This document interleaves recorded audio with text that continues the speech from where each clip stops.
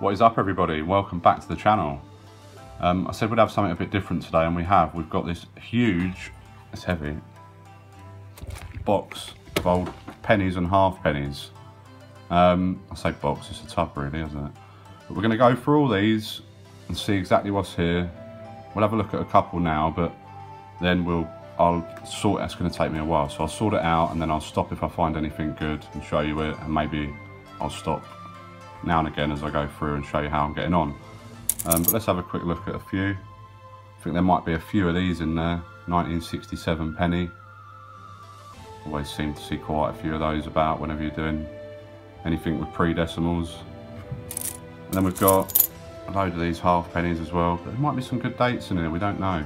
This is part of a lot that I, massive lot that I bought off of a friend. And these were kind of the extras, to be honest, from all the flipped stuff. So I'm not holding my breath too much, but you just never know, do you? So it doesn't want to focus with that one. There we go.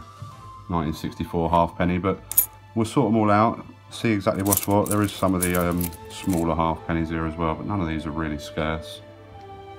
The only one that is set only. And we've got a few of those as well, but we'll have a good sort out. If I find anything good, I'll stop, or I'll see you in a little while when I'm about maybe a quarter of the way through, see how we're doing. See you in a minute. Well, we've not been going long, and already we've found something worth mentioning, and it's an Australian halfpenny, 1948.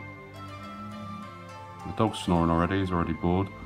But we haven't got this design at all, so it's nice to pick up a date of it, even though this is the most common date. I just looked it up, 25 million.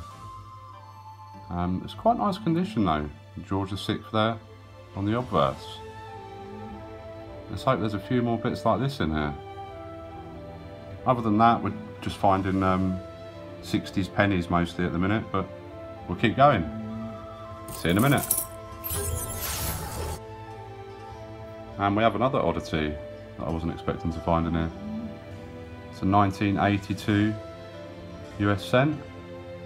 No mint mark, so that'll be Philadelphia mint, of course. Quite a nice colour on it. Very common though, these, minted in the millions and millions. Probably a date we've got as well, because we've got quite a few of them, but quite nice condition, so we'll see if that will replace the one we've got. We'll keep going, I'll report back.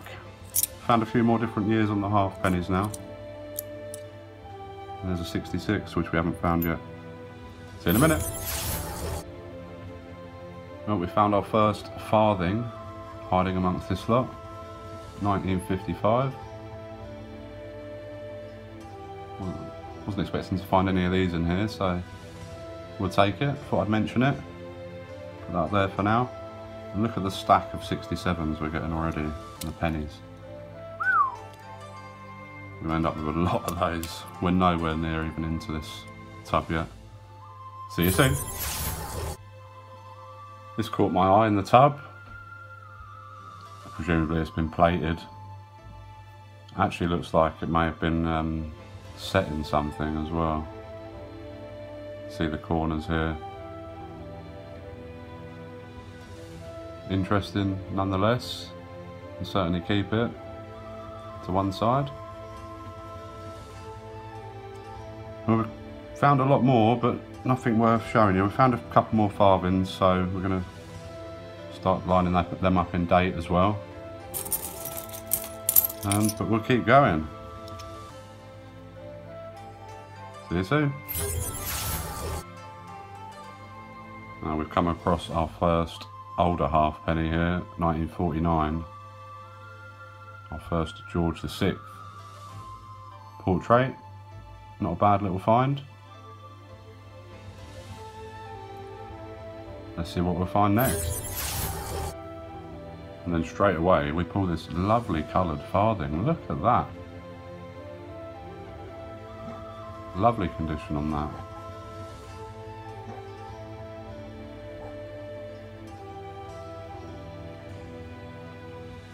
We'll definitely be keeping that. It's guaranteed to be better than the one in the collection. What else is going to be in it? We've just come across Another Australian find, 1957 penny. So we've got a halfpenny and a penny so far from Australia. Wasn't really expecting those in here, so quite nice. Our top row of finds there, building up. See what else is in here. Alright, we've been at it for a while now, as you can see, a lot more on the table. I have ditched going through the decimal halfpennies, the tiny ones, because there's just so many. Look how many I've found so far. Absolute tons. So I'll have to sort out them separately. The dates on them are so small as well. It's such a pain to see some of them, especially if they're not in the best condition. But we've got a full date run of those already, so I'm not too fussed on those. We went for a long time without finding anything worth mentioning, honestly, and then I've just found 3 in a row. We're quite far through now, we've not got too much left to look at. This was amongst the tiny halfpennies. I did spot it out, even though I'm not going through those one by one, because it is slightly smaller. It's not a coin we've got already, so nice to add to the collection. And it's 1 penny. It says there, Suomen Tasavalta, 1965, and this is a Finland coin. So, interesting little one to spot in amongst all this lot. Nice find though. And then we found another Australian halfpenny, 1961 this one. Shame it's got that mark on it there, but still a date we don't have, so we'll certainly keep it. And then with the pennies, we've only gone back to 1960s, the oldest one. Sorry, it's not there because I've just moved them. 61, sorry, of course. 61 through to 67. And look how many 60s, all of these are piles of 67s. But there was this amongst them, which is the oldest one I've found so far, and it's a 1937. Again, they're George VI. It's not a bad little find in amongst the more modern ones, so we'll keep that to one side as well. Just put that there for now. Found more farthings as well. Let me just take this off of here for a second. I'll give you a bit more of a better view so we can actually see what I mean about how many we're dealing with here. And we've still got a fair few to go in the box. So I'm going to carry on and I'll report back shortly. Well, it's took me a good few hours on and off today, but finally I've sorted through the whole tub and it's all here in front of us. We've been out, walked the dog, had dinner, but I've come back to it and back to it a few times. We finally made it through. Only other oddball thing to jump out at us that wasn't expected was this euro cent from France, and how this has made its way in there, who knows. But of course these are never rare, very rarely. I'm sure we've probably already got it. But we'll check, you never know, could go in our euro collection. But yeah, we got a lot more farthings than I was expecting. And some of these Queen Elizabeth II farthings do have quite low mintages. The 1956, according to the book here, has got a mintage of just under 2 million, 1.996 million. And in uncirculated condition, it can go for up to £6. So we'll certainly make sure we've got all of these dates in our collection already. And if we don't, we will have. We'll make sure that we get the best condition ones we've got, because some of these are quite nice. That one's not bad at all, is it? Another 1956 here with quite interesting toning. But yeah, 55 and a 53, also in pretty nice condition, so we will definitely have a nice little mini date run of those. There's only the 4 dates that exist, and we found one 1944 farthing as well, George VI one, but that's toast, I'm afraid. I'm sure we've probably got that one already though. We will double check. we'll keep it if we don't have it for now. And then the halfpennies. I mean, we've got tons of the 1967, 2 stacks there, and some more off camera. 66, 65, all the way down to, obviously 61 doesn't exist, 62, 60.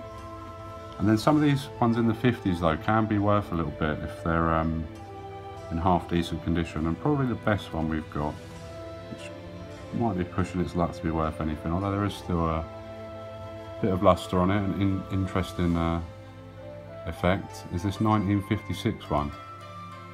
And let me turn my page in my book here that I'm using. And the 1956 has a mintage of about 21 million, so, but in an uncirculated condition it can be worth about £3, it says the book, so you never know. We'll double check, make sure we've got all these dates in our own date run. I'm pretty sure we probably have. Where was 56? There it was. Make sure we don't mix these up. The only other thing with the halfpennies was this one, the 1957. I think it's a calm sea, because in 1957 it changed from the normal sea, sorry, the calm sea, which used to be before, from 53 to 56, and then the normal sea from 58 onwards. But during 1957 they changed the dye from the calm to the normal, so there are some 1957 calm seas that exist, including, I believe, this one. So that's quite a nice find. I'm pretty sure we don't have one of these. It's not in the best condition, but still pretty nice. And the book does actually say, I mean, that one's nowhere near uncirculated, but an uncirculated one goes for a whacking £30, which I think might be overdoing it a little bit, but there we go. Nice to have in the collection. And then the pennies, nothing special, I'm afraid. Tons of 1967. 1, 2, 3, 4, 5 stacks of at least, how many is there? At least 20, 25. So over 100 there, 1967 pennies alone. But we found some nice few bits. 3 Australian coins for the collection that we definitely didn't have. That Finnish 1 penny, which would definitely go in the collection as well. And then we'll check our date run and see if any of these other coins are in better condition than the ones we've already got. I had to get this sorted out. I've done it. We've made a little video out of it for you as well, so hopefully you've enjoyed seeing a few coins that we have found. And I've actually got 3 more tubs like this, not with the coppers in it though. There's shillings and all sorts in the other ones, so stay tuned for some more videos a bit like this. Let me know if you enjoyed it. See you all soon. Take care.